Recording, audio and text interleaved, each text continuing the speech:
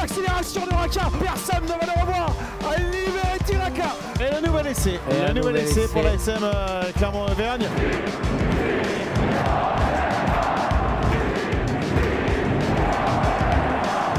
Salut et bienvenue dans l'épisode 4 de la saison 3 du podcast Ici Montferrand, le podcast qui s'intéresse à l'actualité de la SM Clermont. Avec nous aujourd'hui Christophe Buron et Didier Cros. Messieurs, bonjour. Bonjour Martial. Bonjour Martial. Alors au lendemain de la défaite de la SM en quart de finale de la Champions Cup face au Racing, nous avons intitulé ce nouvel épisode « Le changement c'est maintenant, point d'interrogation ». Messieurs, est-ce que l'heure du changement a sonné chez les jaunards, Christophe ? Il faut que quelque chose change. Quand le plus tôt possible. Franck Azema d'ailleurs a dit qu'il fallait que ça aille vite. Alors, il n'a pas parlé de changement, lui il a dit de montrer un autre visage. Mais il faut que ça aille vite et après quel changement Didier, il faut du changement ? Il faudra du changement. Je ne pense pas que les changements interviennent très rapidement puisqu'on n'en est qu'à la 3e journée et que il serait étonnant que Franck Azema se déjuge aussi rapidement. Ce matin, dans les colonnes de la montagne, Christophe, tu écris que la SM vit une crise de mutation. Qu'est-ce que tu entendais par là ? Une crise de mutation, c'est-à-dire que c'est probablement un groupe qui est en mutation. Je ne parle pas du club lui-même, c'est le groupe de joueurs. C'est vrai qu'il y a eu pas mal d'arrivées à l'intersaison. Il y a eu beaucoup de bouleversements à l'intersaison. Ça faisait déjà plusieurs saisons où il n'y avait pas eu autant de turnover. Et puis c'est une mutation et c'est forcément une petite crise parce qu'il faut accompagner, il faut que le groupe accompagne peut-être des joueurs qui sont plus en fin de carrière, des trentenaires ou plus que trentenaires. C'est en ça que je dis que ce groupe est en mutation, surtout à des postes importants. En première ligne, il y a eu beaucoup d'arrivées. C'est une crise, c'est une mini-crise de mutation. Quand je parle de crise, c'est-à-dire qu'il faut l'appréhender, cette mutation, et bien la gérer. Et quand je parle de crise, ça veut dire que ça va peut-être passer par des résultats sans doute un peu moins bons et un peu moins performants que ces dernières années. Alors quels sont les chantiers qui peuvent être prioritaires, on va dire, Didier ? Il y a d'abord l'incorporation des nouveaux joueurs qui se fera progressivement. Il ne faut pas s'attendre à ce que tous les jeunes qui sont arrivés ou ceux qui sont un peu plus expérimentés comme Bézi ou Pellissier se fondent du jour au lendemain dans un collectif qui est aussi en mutation. Donc là, ça prendra un peu de temps, forcément, ça prendra des matchs, ça prendra beaucoup d'entraînement encore. Il faut voir aussi que cette équipe n'a pas joué comme les autres depuis 6 mois, donc il y a forcément aussi un problème d'homogénéité à retrouver aussi, tout simplement. Cette cohésion elle viendra qu'avec l'enchaînement des matchs, mais probablement aussi avec des choix à faire sur des compos d'équipes particulières pour que ces gens-là soient intégrés. C'est-à-dire que, alors, ça ne veut pas dire qu'ils ne les utilisent pas aujourd'hui, parce que je crois que sur le match de samedi, il y en avait ils étaient quand même 3 sur le 15 de départ. Mais c'est surtout au niveau du pack. Quand on 3 parle qui n'étaient pas là, au mois de mars, on va dire. Au mois de mars. Mais c'est vrai que ça fait 8 nouveaux joueurs, parce qu'il y a les 7 recrues, oui, plus après, le jeune Bibi Bizou qui a débuté. Donc ça fait 8 joueurs qui, en 3 matchs, ont débuté, ont joué leur premier match avec l'ASM. Donc il y a forcément une cohésion qui est loin d'être parfaite et qu'il faut peaufiner, même si ce n'est pas le seul problème actuellement. Oui, parce qu'on parle de cohésion, moi je veux bien, mais après le match de Bayonne, on a parlé de manque d'envie, et ça c'est quand même la base d'un joueur professionnel. C'est le reproche qu'avait formulé Franck Azema. Je suis pas sûr que l'envie, je l'avais déjà dit à l'époque, je suis pas sûr que le manque d'envie était le principal reproche qu'on avait à faire à cette équipe. C'était certainement le plus simple et le plus facile à faire. Je ne suis pas sûr que ce soit uniquement le manque d'envie qui est failli à Bayonne, puisque quand on regarde les stats, on s'est rendu compte quand même qu'à Bayonne, ils avaient été gavés de ballons, et donc la conquête avait été à la hauteur. Ce n'est pas forcément uniquement une question d'envie, c'est une question de réalisation et de capacité à concrétiser leur domination. C'est ce qu'avait dit Bernard Gouta, qu'ils avaient plus perdu le match sur la construction de leur jeu que sur évidemment ce qui avait été un peu stigmatisé à Bayonne avec les 2 ballons portés qu'ils avaient pris. Oui.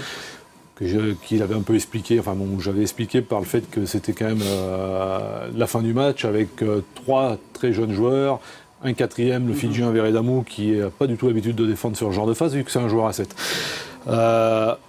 C'est simple, la première mi-temps, notamment contre le Racing, elle confirme Bayonne, je veux dire. Si c'est pas un manque d'envie ou un manque d'enthousiasme, c'est peut-être Didier a peut-être raison. Dans ce cas-là, on en revient 2 ans auparavant, le même quart de finale perdu contre le Racing, l'interview du lendemain qui avait été faite qu'on avait fait dans le journal de Éric de Cromière qui avait déclaré « on manque peut-être de tonnage ».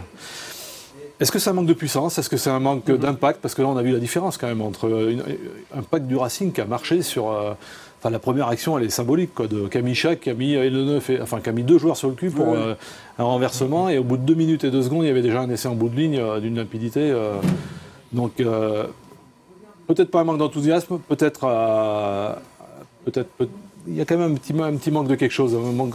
Pas de fraîcheur à cette époque de l'année, ça ferait trop sourire. Mais on ne sent pas qu'il y ait une envie de monter terrible en défense. Et il y a aussi probablement un manque de densité, à mon avis, physique. Mais c'est quelque chose qui est assez récurrent à l'ASM depuis déjà quelques saisons. C'était un peu visible à l'œil nu d'ailleurs quand on regardait les deux packs quand ils étaient face à face. On a l'impression que il y avait une différence. Enfin, surtout effectivement quand on voit Kamicha, comme tu dis, qui était le comportement même d'un Bernard Leroux par rapport à nos deuxièmes lignes, d'un Sanconi, d'un Loré, on sent qu'il y a notre férocité quoi, dans l'engagement. Quoi. Parce que j'ai l'impression qu'il y avait des cadets en face. Quoi. Sachant, peut-être pas des cadets, il ne faut pas exagérer, sachant que leur stratégie c'était celle-ci. Je crois savoir que dès le vendredi, Laurent Travers qui a gardé quelques amis dans la région avec textoté, ils veulent monter sur Finn Russell, et ben on va les prendre autrement. Voilà. Et en effet, on n'a pas vu des éclairs de génie comme la semaine dernière contre Montpellier, on n'a pas vu un jeu, ils ne se sont pas écartés. Hormis la première, parce que dès la deuxième minute, ils ont vu que c'était le bon large, ils ont été.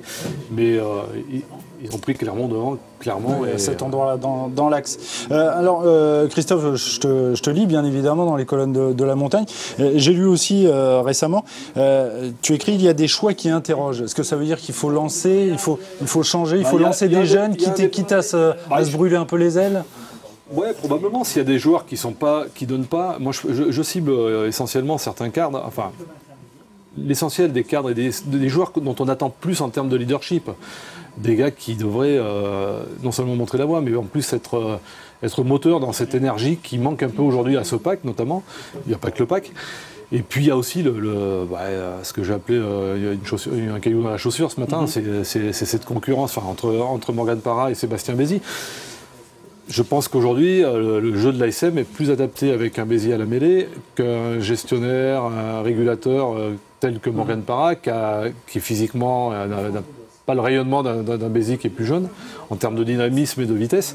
C'est en ça que je pense qu'il faut peut-être changer des choses aujourd'hui, dans le statut de plusieurs joueurs. Donc en gros, Didier, il faut que Franck Azema fasse des choix forts, on va dire.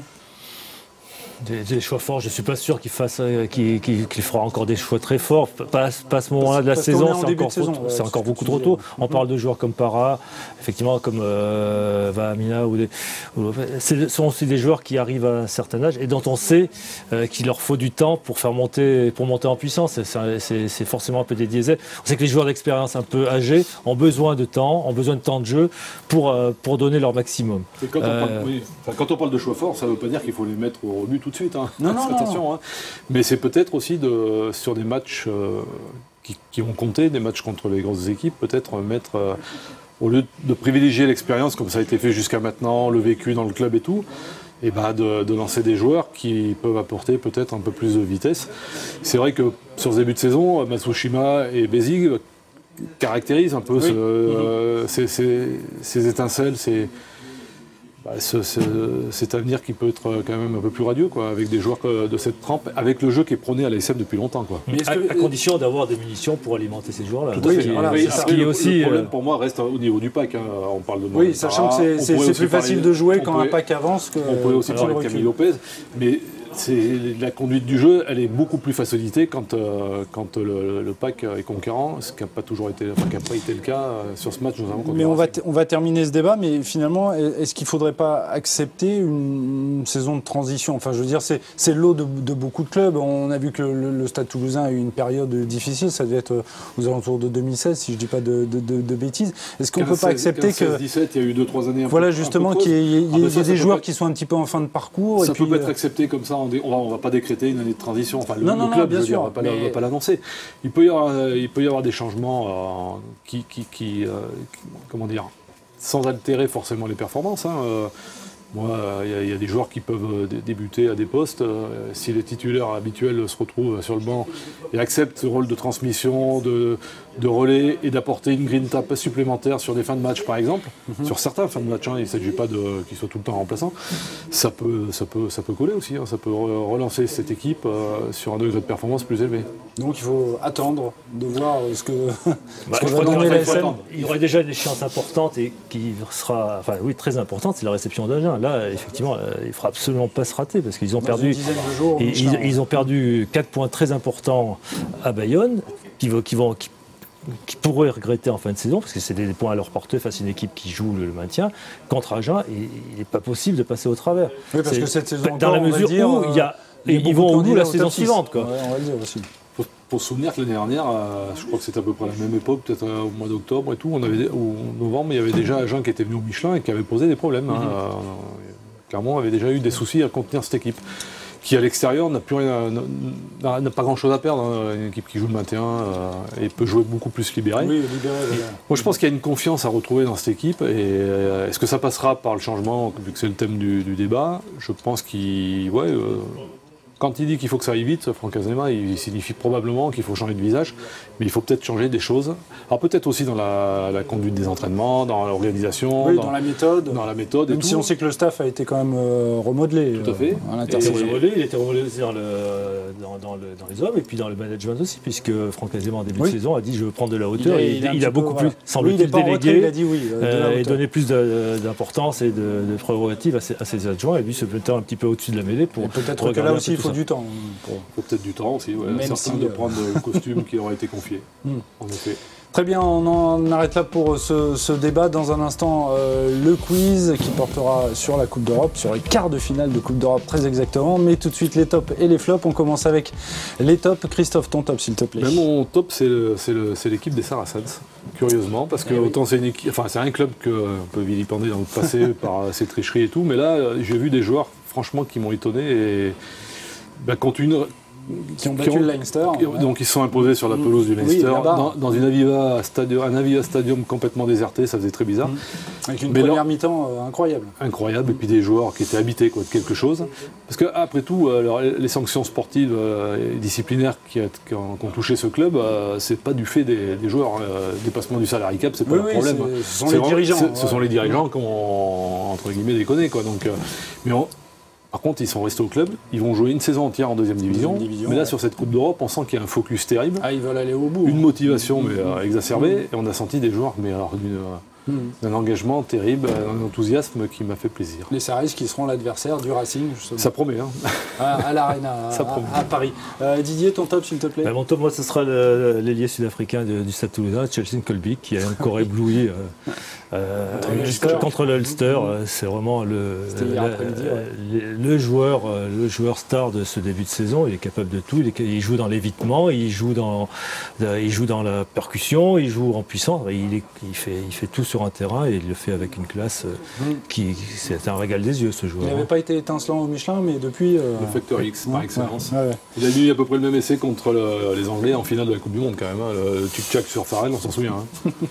Vos flops, Christophe? Mon flop, ça va être la mêlée clermontoise, qui était une fois n'est pas coutume, parce qu'habituellement, c'est un secteur où les hommes de Franck Azema et de Diebès, qui s'est entraîné ce secteur parfaitement, résistent et dominent plutôt. Et là, ça prête à question quand même de voir cette mêlée clermontoise en souffrance de la sorte, qui a concédé 6 pénalités. Et puis alors, les 2 cartons jaunes aux 2 piliers, c'est quand même symbolique. Les 2 piliers titulaires en plus. Titulaire de Falgou et Slimani, c'est quand même symbolique du mal de ce match sur ce secteur-là. Donc c'est vrai que c'est pas... C'est le gros chantier, quoi. Ça va revenir, parce que là, la roue tourne, c'est Ziracageli qui avait coutume de dire... Oui, ça peut aller dans un sens comme dans l'autre. Ça peut aller très vite dans un sens dans l'autre. Il ne s'emballait jamais après une très bonne performance de la mêlée clermontoise. Et il ne s'inquiétait pas quand... un petit peu, quand même. Didier, ton flop, s'il te plaît.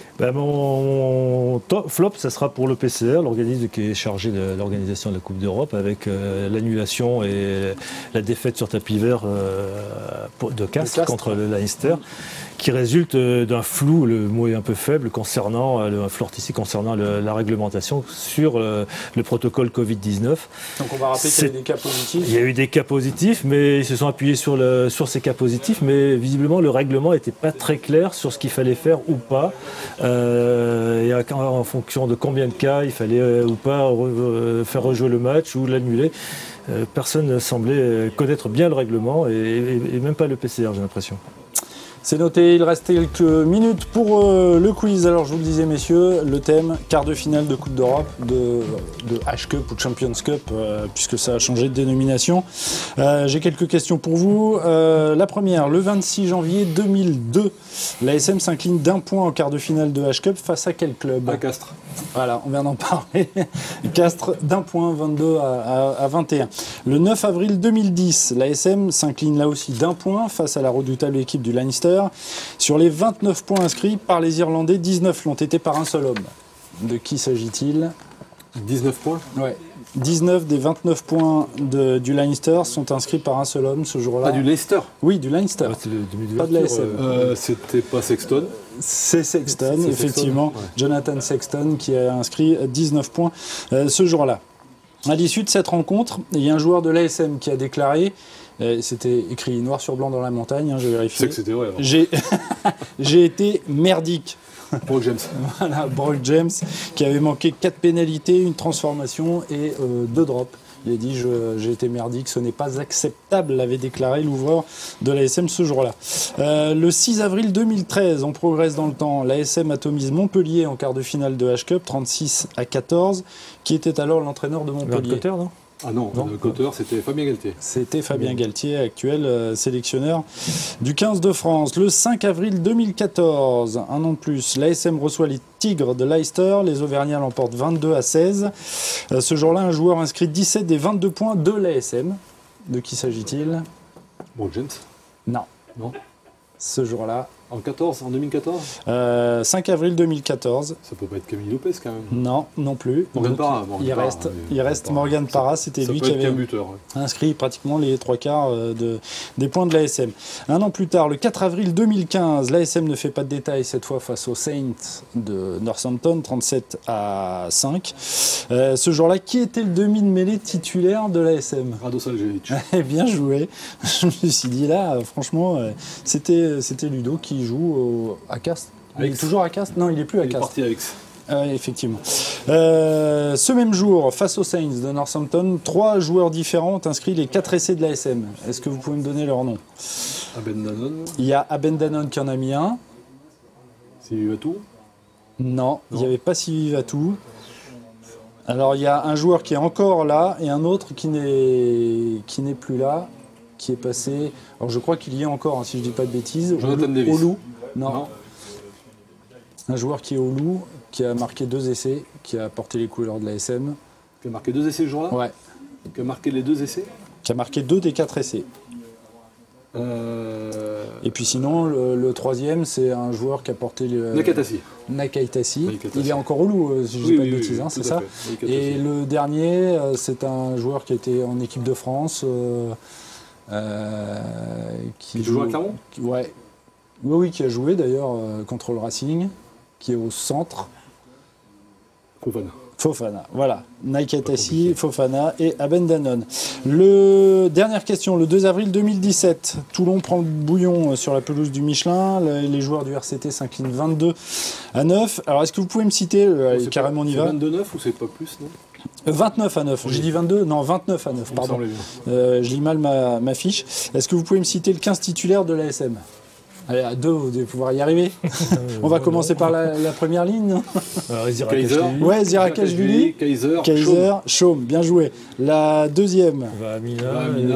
Vahamina. Qu'une mort. Non. 2017 Ouais. C'est 2017. 2 avril 2017. C'est déjà Timani ? Non. Ituria. La troisième ligne. Fritzi.